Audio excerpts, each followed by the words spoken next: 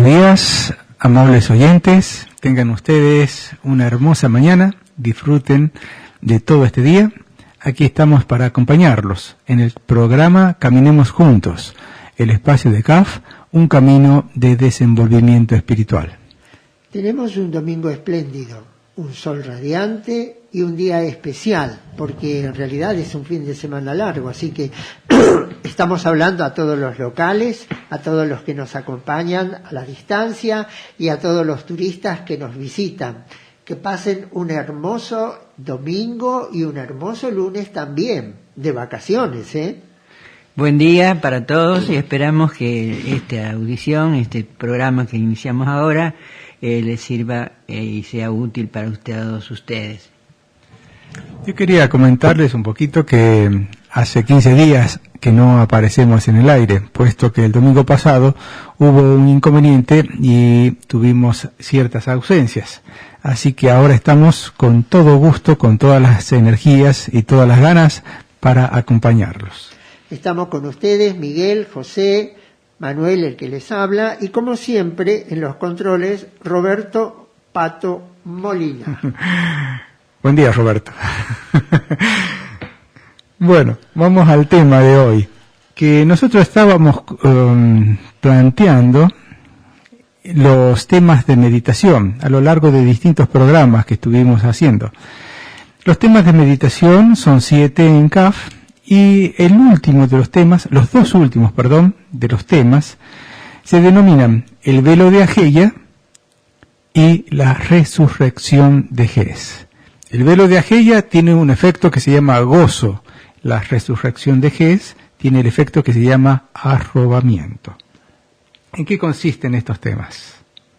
Bueno, estos temas, dentro de la estructura de la meditación, están considerados, como ya habíamos dicho en otra oportunidad, como los temas de meditación amorosos, es decir, aquellos temas que llevan al estado contemplativo, al estado de elevación del alma, al estado donde uno trasciende, digamos, los aspectos negativos o los aspectos dolorosos, ¿no es cierto? Y nos elevan por encima de todas aquellas mezquindades que son tan propias de lo humano y que son en realidad los elementos con los que nosotros tenemos que trabajar para llegar a que estos estados superiores formen parte de nuestra vida y se transformen verdaderamente en nuestra vida. El velo de Ageia es el descorrer aquellos aspectos que todavía son desconocidos para nosotros o ignorados por nosotros, ¿no es cierto? Y que nos permiten descubrir lo que significa a veces lo que producimos con nuestras acciones, por nuestra ignorancia o por nuestra dejadez, o por no prestar la atención simplemente, y la resurrección de Ges es simplemente el despertar a ese estado trascendente que está más allá realmente de lo humano, cualquiera sea nuestra creencia de lo que significa lo trascendente, lo divino, Dios, la Divina Madre, o como querramos llamarle. Por eso es que lo llamamos también este tipo de meditación y lo que conseguimos con ella, iluminativos. O sea, la iluminación consistiría en superar, como decía Manuel, esos estados de conciencia más reducidos, más bajos, más elementales, más materiales, y superarlos e ir hacia un estado más iluminativo, como dice el tema, y también más edificante para nuestro interior, para nuestra alma. Yo quisiera describir también un poquito lo que es para mí el primero de estos temas iluminativos, el velo de Ageia, con el efecto gozo. Es un estado que hay que buscar donde interiormente el alma tiene que ponerse frente a lo divino, frente a la Divina Madre o a aquello que nosotros querramos nombrar como sobrenatural. El alma, en un tema iluminativo, está en contemplación, está enfrente de lo divino, está en un estado de conexión. Le llamamos iluminativo porque es un estado de gozo, de elevación del alma, y aún en este estado, a pesar de que uno está ante lo divino, hay dos partes. Una es el alma, aquí, nosotros, y otra es lo divino, allá, ante nosotros, o en torno nuestro. Pero son dos. Por eso es un estado iluminativo solamente.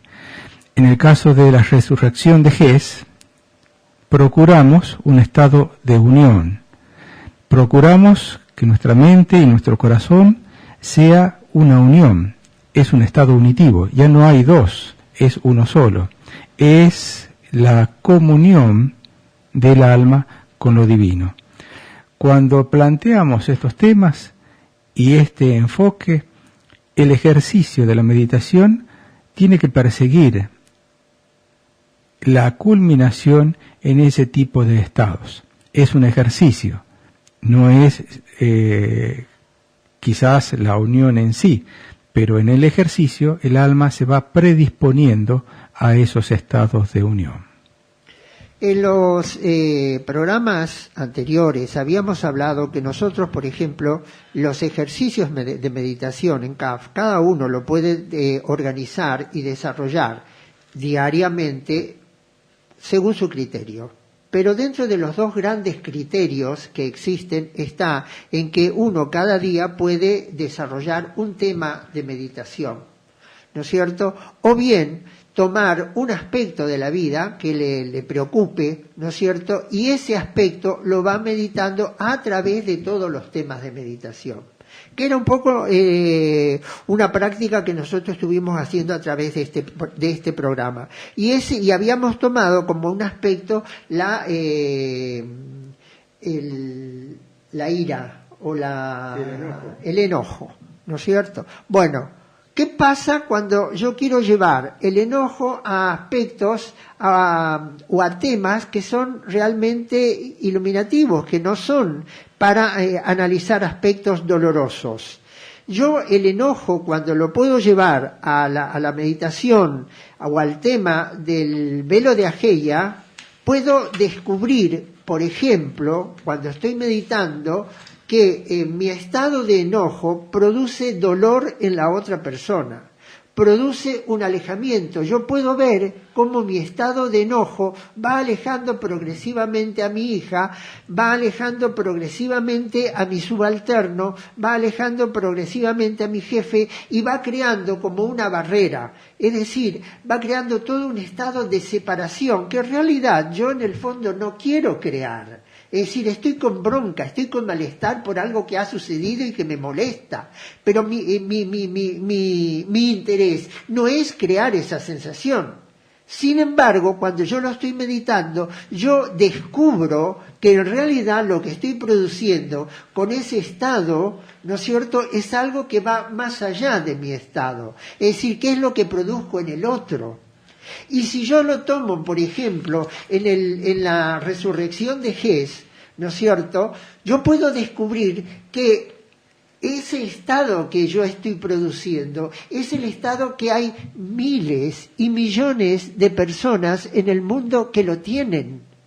Entonces, cuando yo digo tengo que modificar este estado en mí, puedo ver que el mundo está ardiendo de ira o de odio y en el mismo momento puedo estar viendo cómo un manto de luz y de amor desciende sobre todo ese dolor, sobre toda esa angustia donde está la mía como una más y no como la única, sino como una más, y ese manto de amor va descendiendo sobre todo ese dolor, sobre toda esa ira, sobre toda esa angustia, produciendo paz en el corazón, no en mi corazón únicamente, sino en el corazón de todos los hombres.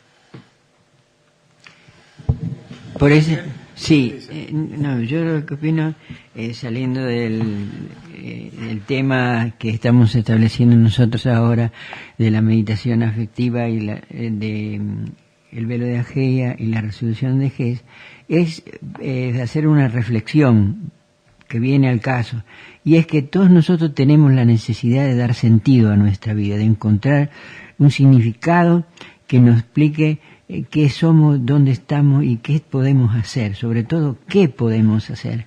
Y esto de la meditación es justamente una herramienta poderosa para saber manejarnos durante el día y saber asimilar las experiencias que nos da la vida y poderlas ubicar dentro de este contexto de que marca la meditación que estamos definiendo ahora del velo de Ageia y la resurrección de Jesús. Sí, así es, yo también opino así. Hay una parte que quisiera decir, hay una cosa que quisiera decir, y es que en un contexto, digamos, tal vez sobrehumano, me parece, quizás uno podría ver que todo el espectro entre el mal y el bien se funde y no existe. Es posible que cuando uno trascienda cierta conciencia humana, mal y bien no existan de la misma manera. Entonces, cuando hay una unión con lo divino, quizás no hay polos opuestos. Todo es expresión de la Divina Madre. No sé si habrá algún momento en que no exista nada de mal y que sea todo armonioso y todo bien. No lo sé. Simplemente que en un contexto sobrenatural, en un contexto por sobre lo humano, quizás los polos se confluyen, los polos se unen, se complementan y hacen una sola expresión divina. Cuando hay ese estado, quizás no hay forma de repudiar la parte limitante de cada uno, de cada alma, sino que es toda una integralidad, es toda una unión con lo divino y la expresión divina, más allá de la conciencia del bien y del mal. Pasemos ahora, esto es un bosquejo, un ensayo, una idea nada más de la meditación en los temas iluminativos y unitivos. Ahora queremos invitarlos a escuchar un poco de música.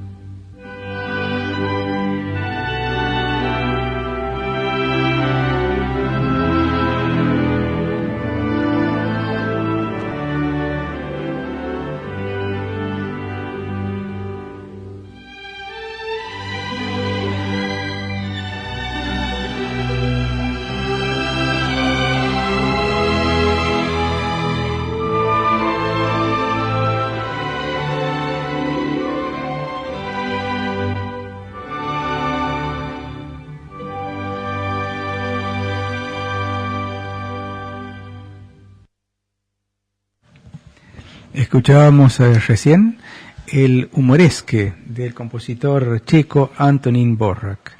Este compositor nació el 8 de septiembre de 1841 y es uno de los más reconocidos compositores de lo que se llama post-romanticismo, la segunda mitad del siglo XIX. Si bien nació en el Imperio Austrohúngaro, actual República Checa, es considerado hoy como uno de los mejores representantes de la música de la República Checoslovaca.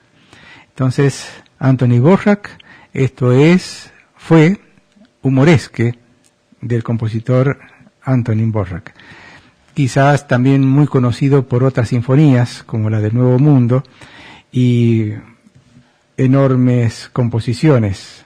Estaba Mater, Requiem, Rusalka, el concierto para violonchelo, y otras famosas composiciones que ha hecho este compositor. Estamos en el programa Caminemos Juntos, un espacio de CAF, un camino de desenvolvimiento espiritual, todos los domingos de 9 a 10 de la mañana. Nuestro correo infocaf@gmail.com.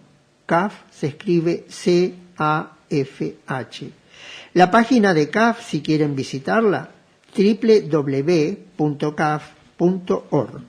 Estamos en Radio Flash, FM 107.7 y pueden seguirnos por internet ubicándonos con esta dirección. Los teléfonos para llamarnos a la radio mientras dura el programa: 03546 420007 o el móvil 15 41 86 65. Y la información que tenemos, que nos queda todavía, es para Rosario. Atención Rosario, viernes 19:30, para el 24 del 11, en la sede de CAF Rosario, Santa Fe, 2070. El tema: la fe y las creencias. Dicta Marta Rodríguez, el último tema del año. Y queremos informarles también, queridos oyentes, que este es nuestro anteúltimo programa. El próximo domingo es nuestra despedida del año hasta febrero del próximo 2018. Sí, con gusto vamos a preparar ese último programa para ofrecerles toda la información que tenemos espiritual. Y queremos también invitarlos, por supuesto, a seguir colaborando con sus comentarios, sus aportes, sus opiniones y sus consejos también, ¿por qué no?, para nuestro programa. Vamos, ahora tenemos la entrevista. Muy buenos días, otra vez. Los invitamos a continuar en nuestro programa Caminemos Juntos, un espacio de CAF, un camino de desenvolvimiento espiritual.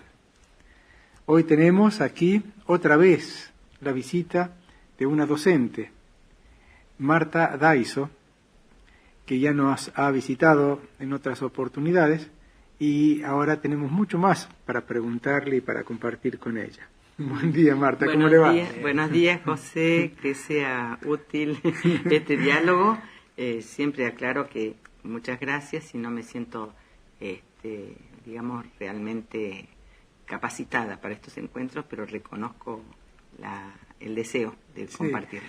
Cada uno hacemos un aporte, nadie tiene toda la verdad ni todas las cosas vistas, ¿no? Entonces, el programa persigue que cada uno aporte, complemente lo que se está hablando con la experiencia y los conocimientos que tiene. Así es. Por ejemplo, nosotros teníamos una inquietud y hemos hablado varias veces con otros maestros sobre la educación hoy en día. Se presentan distintas dificultades. La diversidad cultural, diversidad etaria de los alumnos, la diversidad que hay en sus educaciones, en sus formaciones, y que a veces un maestro o maestra tiene que enfrentar una clase de muchos alumnos donde hay mucha diversidad, como decíamos, en su capacidad, en su formación y en todo. En sus necesidades. Y en sus necesidades, claro. Así ¿Cómo se hace, o cómo piensa usted que se puede hacer, o cómo se hizo, cómo hizo usted ante este tema? Bien, yo tengo que aclarar que hace 5 años que estoy jubilada. Hace 5 años que no estoy en la enseñanza formal, digamos, en la escuela. ¿Por qué menciono? Parece que 5 años pudiera ser casi nada de tiempo para una vida, ¿no es cierto? Pero en este tiempo, 5 años significan, porque para mí no fue lo mismo 1991 en el Valle de Caramuchita que 2001 o 2010. Sí. Una década hace unos cambios impresionantes. Sí. Entonces, aclarando esto, que yo no soy la que hoy en día está frente al aula, creo que es un desafío realmente, pero que yo siempre considero que el ser humano, al sentirse reconocido, identificado, especialmente niños y jóvenes, establece una relación de confianza con sus docentes. Necesita ser mirado, visto. Sí. Y visto no quiere decir que pasó y le sabe el apellido, que a veces ni siquiera eso se logra, ¿no es cierto? Pero sí cuando la personita sabe que se le ha percibido sus gustos, sus inclinaciones, se lo ha aceptado tal cual es, esa personita, alumno, establece un vínculo con el docente. Y el docente tiene que tener la intención de tener ese vínculo afectivo que le ayude a estimular su autoestima. Y de esa manera es posible, aún con todas esas diversidades. Por supuesto que con más dificultades, pero reconozcamos que la diversidad también es algo que enriquece al ser humano. Desde luego.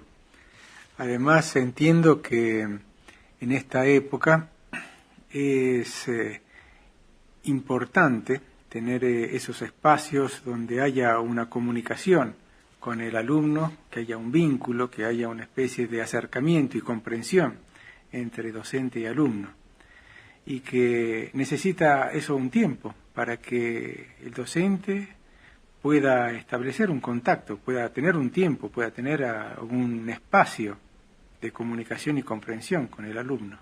Sí, en nuestro medio en Santa Rosa entiendo que algunos colegios secundarios especialmente están tratando de establecer un contacto aún fuera del aula, digamos, a lo mejor con los profesores de materias especiales, para que eso sea posible. Hablamos de la gran cantidad de alumnos por un lado, pero por otro lado una realidad que es indiscutible, que es la falta de tolerancia del otro en general, cosa que no es exclusivo de los jóvenes ni de los niños. No. Especialmente sabemos que cuesta mucho la escucha de unos con otros, especialmente en los adultos, y además de falta de tolerancia. Eso me parece a mí que tiene relación con algo que proviene de los avances tecnológicos, donde los aparatos nos vinculan rápidamente con otros que no están presentes, y que de alguna manera sí comunican, pero no está la presencia y figura, como entiendo que lo dice San Juan de la Cruz, que solo la presencia y figura es la que cura. Cuando hablamos de curar no hablo de enfermedades, hablo de establecer un sereno y un franco crecimiento normal de la persona, un crecimiento integral del individuo, ¿no? Exactamente, es decir, creo que el docente que aspira a tener un contacto con los alumnos profundo, el joven o el niño se da cuenta de eso y no necesita demasiado, necesita un poquito de un contacto verdadero y va a confiar en ese docente, lo va a escuchar, los contenidos a enseñar van a llegar más rápidamente, pero sobre todo por ahí se va a abrir a hacer preguntas que no se anima a hacer en su casa, que no quiere decir que el docente tenga que ser el educador en lugar del el hogar, al contrario, eso siempre el hogar es el primer educador, pero si hay una grieta a cubrir, el docente puede cuando el niño o el joven confía en él. Claro. Y además creo haber escuchado que hoy los alumnos suelen tener más tiempo en las escuelas que a veces en sus propias casas. Y eso hace que la parte escolar tenga un gran peso en la formación integral de él. ¿Será así? Sí, entiendo que sí, porque, por ejemplo, las actividades de educación física en general se realizan en el turno contrario al previsto para las clases en el aula, sí. En todo el secundario. Eso hace que tenga que estar en la escuela muchísimo más tiempo. Pero bueno, no sé cuánto querría conocer las estadísticas yo sí. sobre esto, si es que hay estudios serios y profundos para saber en cuánto favorece esto a los chicos. Yo abono siempre el concepto de establecer vínculos de confianza y estimular la autoestima del niño a partir del docente, que es el enfoque que yo tengo. El enfoque del docente, no tengo el enfoque del médico, del psicopedagogo, tengo el enfoque del docente por mi propia experiencia. Y en esto, hay varios casos que yo tengo presentes como realidades que he vivido y que me sostienen en el concepto, porque he escuchado, por ejemplo, hay niños o niñas que no tienen las mismas capacidades para, por lo menos la respuesta a lo que se va a evaluar sobre matemáticas o lectoescritura, pero tienen otras, lo que se llaman inteligencias múltiples. Entonces, se estimula al niño dándole lugar a desarrollarse y ser valorados y ser estimulados en aquellas otras disciplinas. Que todo hacia la formación de todas sus dimensiones humanas, ya sea la biológica, social, mental, espiritual, valórica, ética, y todo lo emocional, ¿no es cierto? Sí. Descargar lo emocional en una expresión artística es fundamental para el niño. Yo me acuerdo de un caso en que había una criatura que no entendía, percibía yo que no se lucía en matemática o en lengua.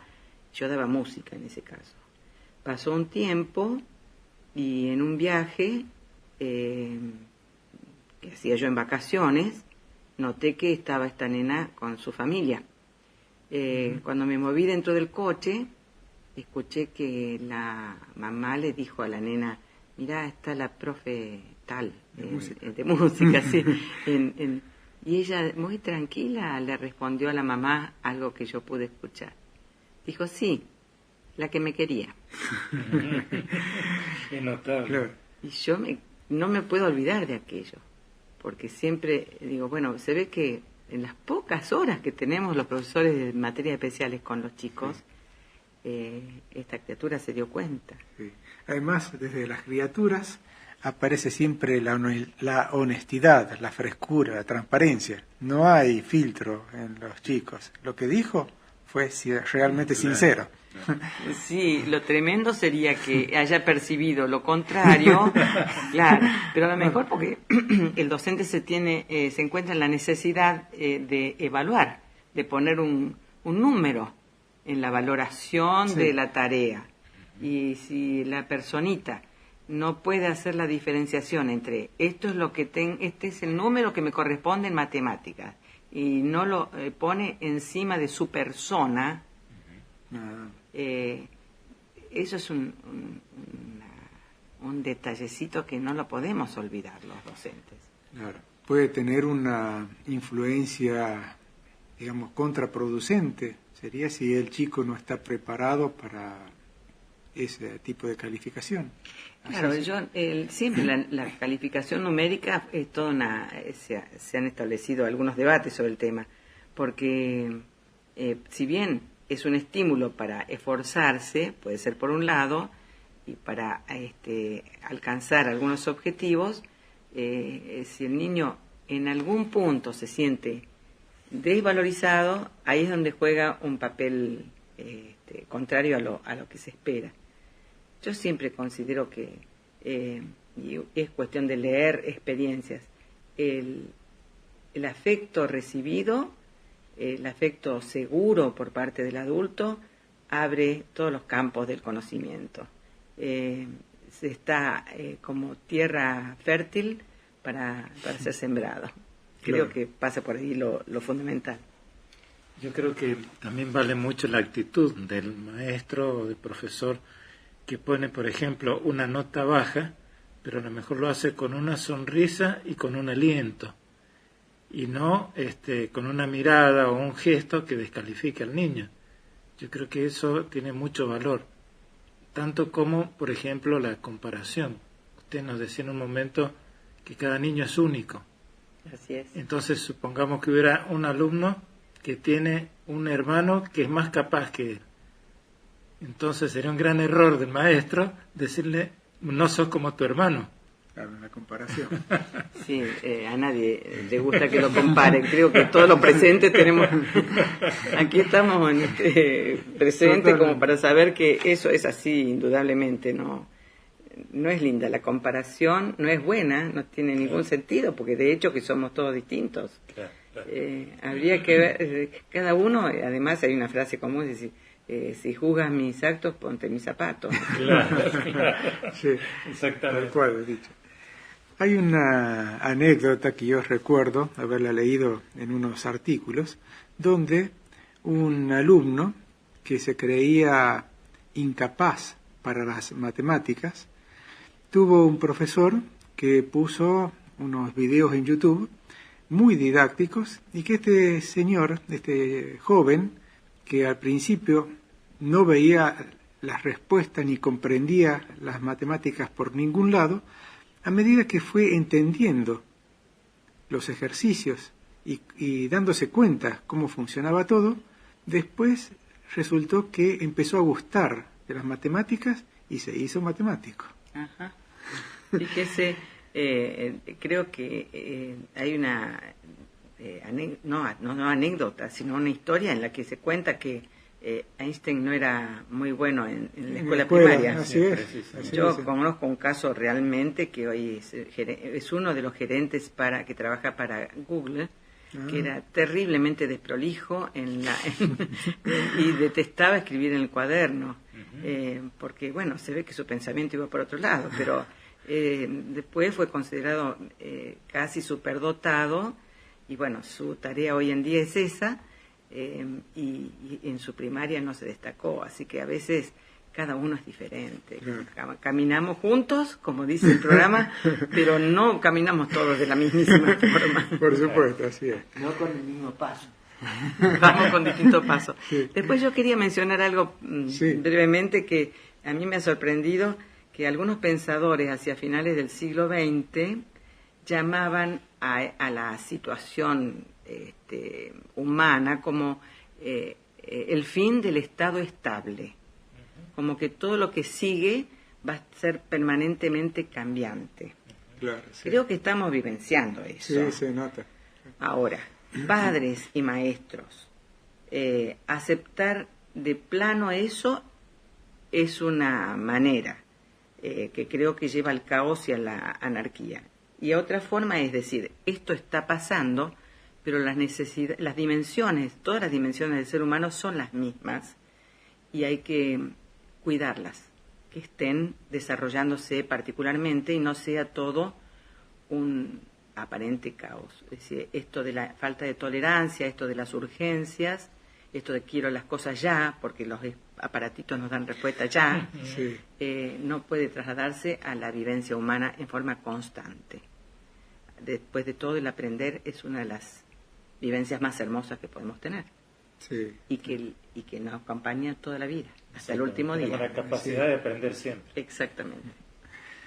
Bueno, muchas gracias. Hemos llegado al final. Muchas gracias, Marta, no solamente por estos conceptos, sino por toda la buena onda de haber vivido estos momentos.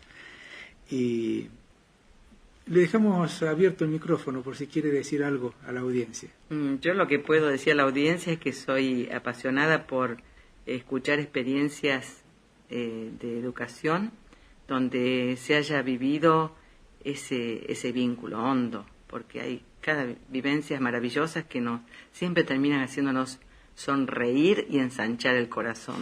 Qué lindo. Eso sería. Así que gracias a ustedes y gracias por el programa también. Bueno, gracias. Hasta pronto. Hasta pronto.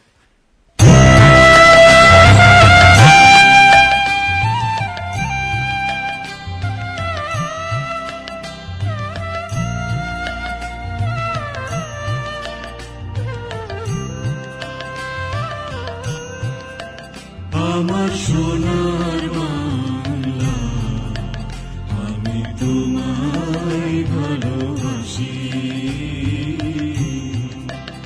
আমার সোনার বাংলা, আমি তোমায় ভালোবাসি। চিরদিন তোমার আকাশ, চিরদিন তোমার আকাশ, তোমার বাতাস আমার প্রাণে, ও মা আমার প্রাণে বাজাই বাঁশি সোনার বাংলা, আমি তোমায় ভালোবাসি।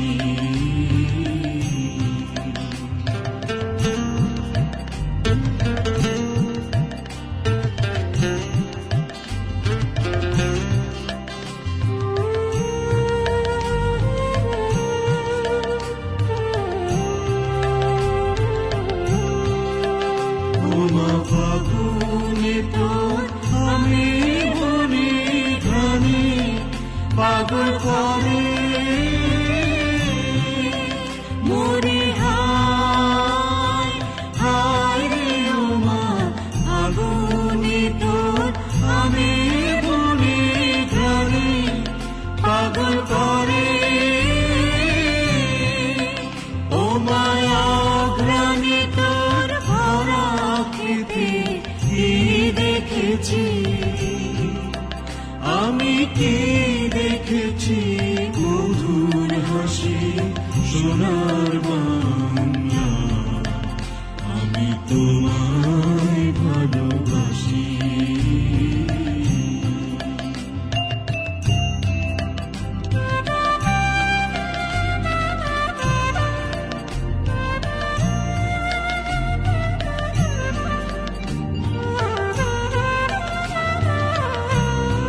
শোভা কি ছায়া গো, কি স্নেহ কি মায়া গো, কি অচল বিছায়েছ ঘটের মূলে নদীর কূলে কূলে।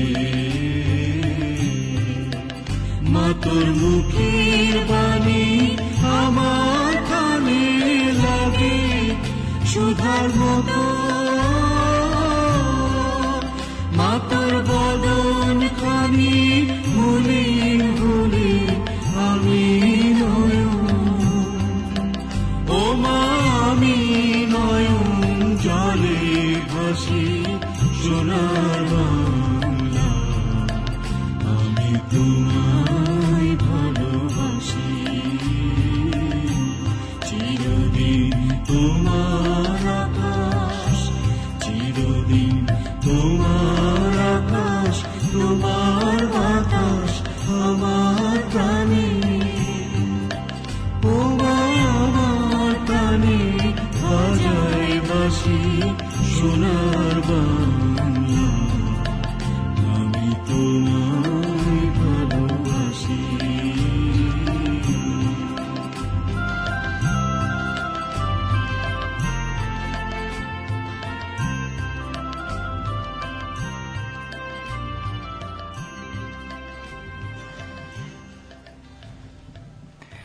Lo que acabamos de escuchar es el himno nacional de Bangladesh, en una versión, por supuesto, contemporánea. Pero tiene una historia este himno nacional de Bangladesh.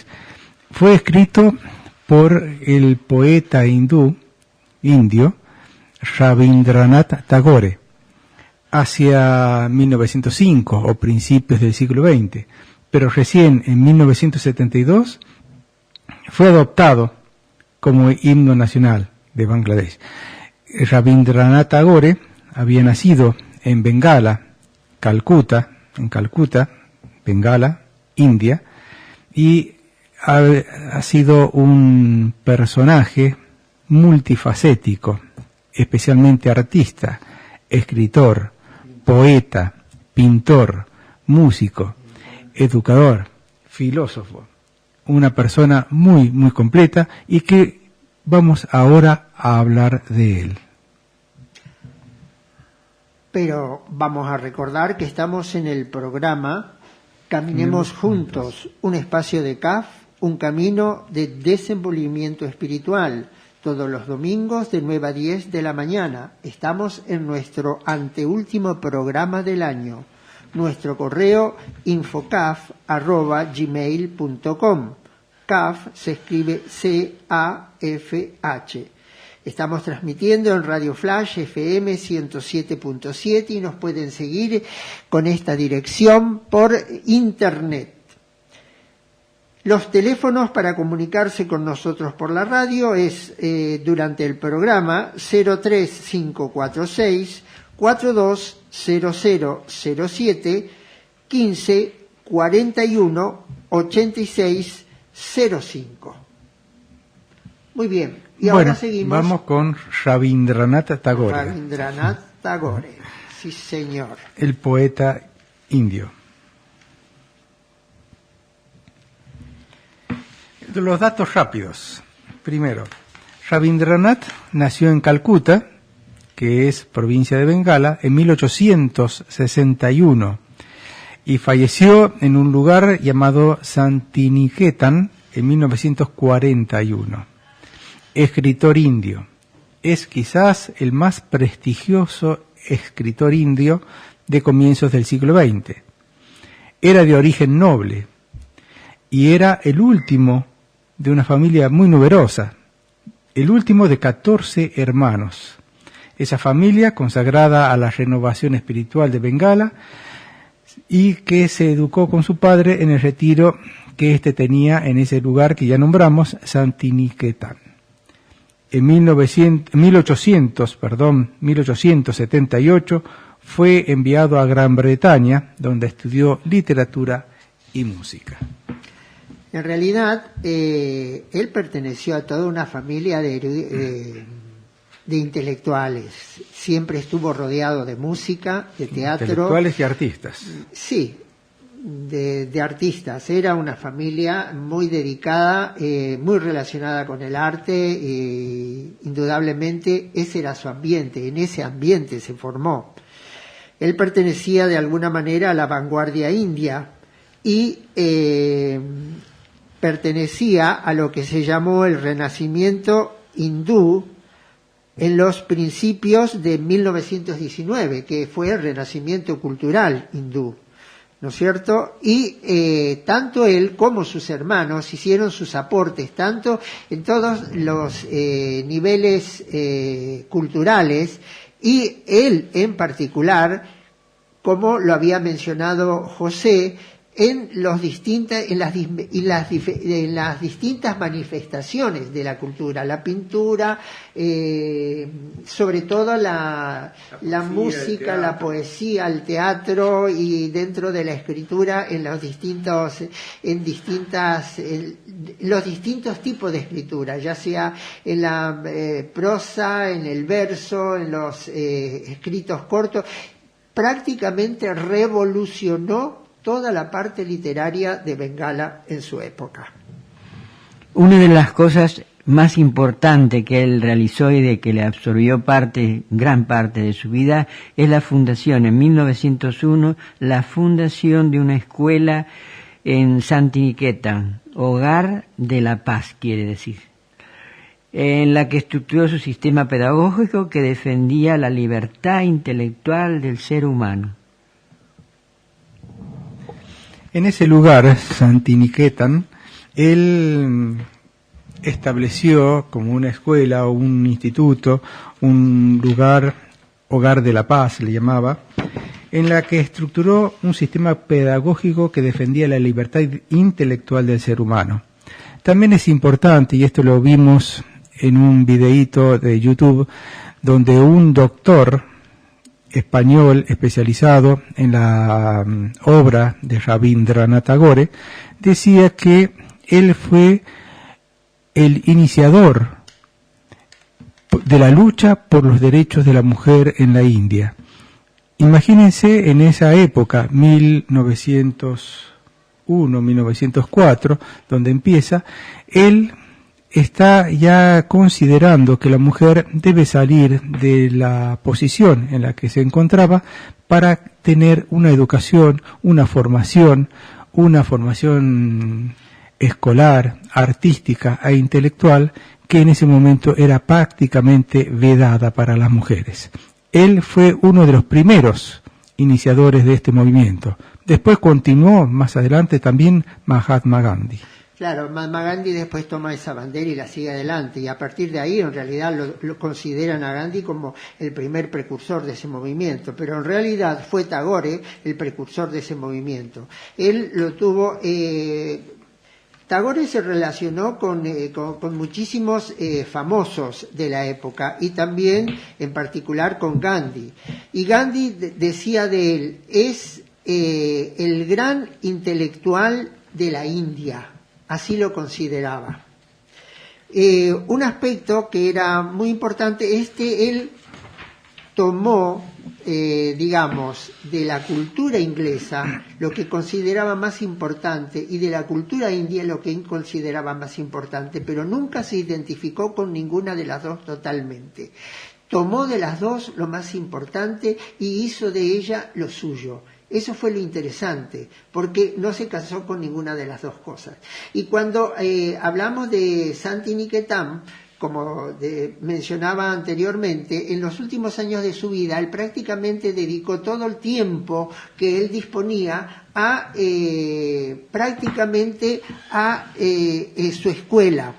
Y creo que no mencionamos que él, dentro de la cantidad de obras que escribió, que fueron más de cientos, ¿no es cierto?, obtuvo un premio Nobel, no lo mencionamos todavía. No, todavía no. En el 1913, él obtuvo el primer premio Nobel para alguien que no pertenecía a al primer premio occidental. Sí, así es. Íbamos a mencionarlo ahora. En 1913 él es galardonado por el Premio Nobel de Literatura y es el primer premio Nobel otorgado a una persona no occidental, al primer oriental como premio Nobel, en este caso literatura, que es originario de la India. Aun cuando en esa época todavía muy pocas de sus obras estaban traducidas al inglés. Es decir, la mayoría de las obras todavía estaban escritas en bengalí. De todos modos, él manejaba el idioma bengalí, el inglés, perfectamente, y en lo sucesivo, a pedido de sus amigos, comenzó él mismo a hacer traducciones de sus obras para tenerlas tanto en inglés como en bengalí. Sí, así es. En principio él hace sus propias traducciones del bengalí al inglés. Y acá en el español nosotros tenemos como una ventaja también, porque tiempo después de conocido su obra, el escritor Juan Ramón Jiménez y su esposa, llamada, perdón, ya me voy a acordar, acá, Zenobia Camprubí, Juan Ramón Jiménez, el autor de Platero y yo, y su esposa, Zenobia Camprubí, tomaron la obra de Tagore para traducirla del inglés al español. Y dado que son escritores de gran talla, tienen un gran valor las traducciones que ellos hicieron de prácticamente toda la obra de Tagore. No toda, casi toda la obra de Tagore al español. Cuando uno encuentre esas traducciones realizadas por Juan Ramón Jiménez o su esposa, tiene seguridad de que es de un gran nivel académico. él hizo un gran aporte a la cultura de la India. Dentro de la música crea prácticamente un nuevo estilo. Toma también de la música occidental aspectos que le interesa y de la Bangladesh, como dije antes, no solo aspectos de la cultura en general, sino de la música en particular, y crea su propia música. Esa es la característica que tiene la que hemos escuchado anteriormente.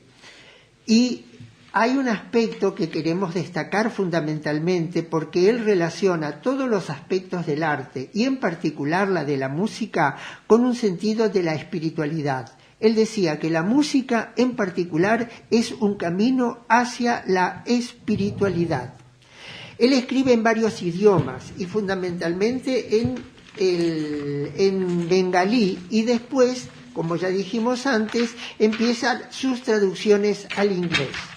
Él es un verdadero reformador social. Él quería purificar muchas de las lacras que eran propias de las tradiciones indias. Por ejemplo, el de las castas, dando importancia a la educación, que tanto se menospreciaba, dando importancia a la educación de la mujer. Y, por sobre todas las cosas, trabajó para erradicar los matrimonios infantiles que traían tanto dolor y tanto sufrimiento en esa sociedad. Y otra de las cosas que trató de combatir también es la imposibilidad de casamiento de las viudas y la marginación con la que vivían estas mujeres en un lugar totalmente aisladas de la sociedad, cualquiera sea su edad. Bueno, podemos agregar ahora ciertas frases célebres que nos dejó, que recibimos nosotros como herencia de tu vida tan activa en la literatura, por los versos y toda la gira que hizo por todo el mundo, que recorrió muchos países. En las frases célebres comienza con la siguiente: es fácil hablar claro cuando no va a decirse toda la verdad. Y la segunda es: hacer preguntas es prueba de que se piensa. Engarzar en oro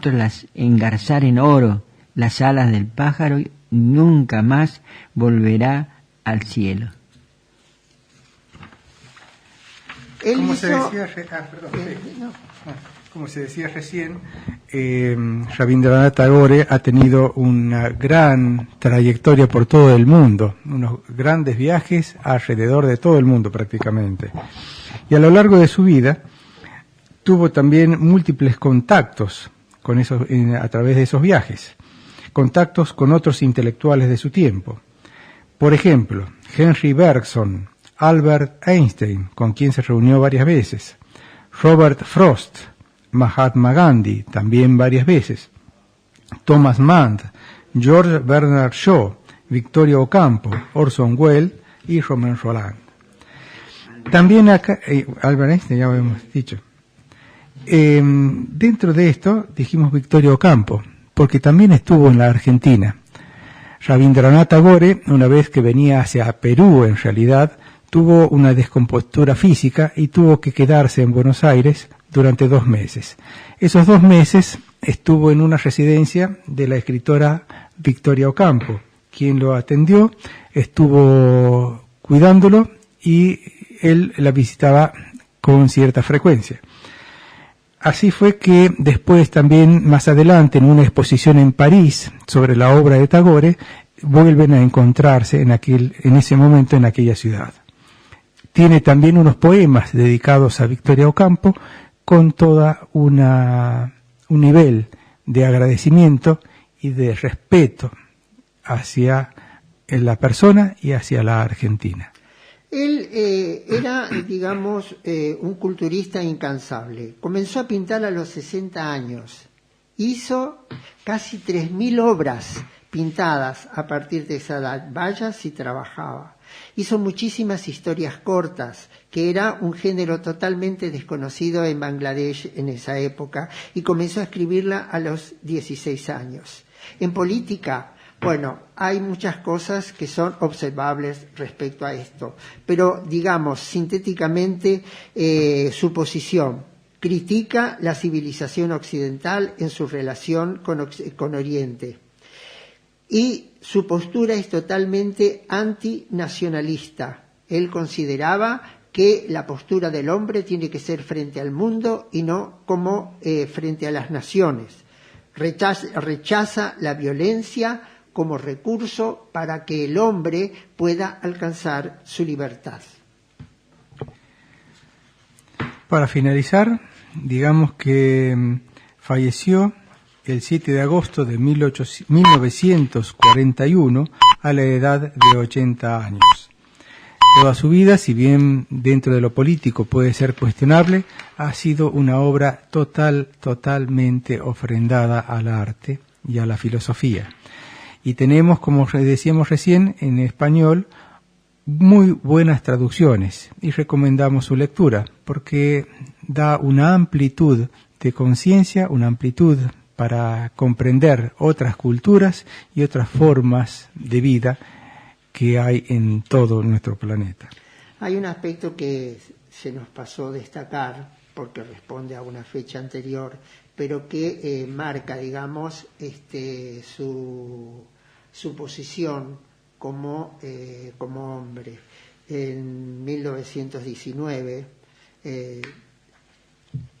tras la masacre de Amritsar, ¿no es cierto?, por parte de los ingleses, él señala su protesta frente a los ingleses en relación con los indios, porque él anteriormente había recibido el título de caballero por parte de los ingleses y en razón de esta masacre él rechaza el título de caballero y dice que nunca más iba a aceptar ningún título honorífico de parte de quien eran capaces de proceder de esa manera, porque no reconocían ellos ningún tipo de caballerosidad. Bueno, hemos llegado al final, así que tendríamos que ir despidiéndonos. Nos sentimos muy contentos, un gusto haber compartido con ustedes, les agradecemos la escucha y por supuesto luego dejamos abierta la invitación para el próximo domingo, nuestro último programa de este año, puesto que ya va a ser día... ¿Qué día es? Y el domingo que viene no lo tengo presente. Sí, el 26, es el 26. 26, nuestro último programa de este mes y de este año. Con mucho gusto los tendremos aquí y compartimos con ustedes todo lo que podemos tener de la vida espiritual. Muchas gracias. Gracias a todos. Gracias a todos. Un hermoso domingo y un hermoso fin de semana. Felicidades para todos.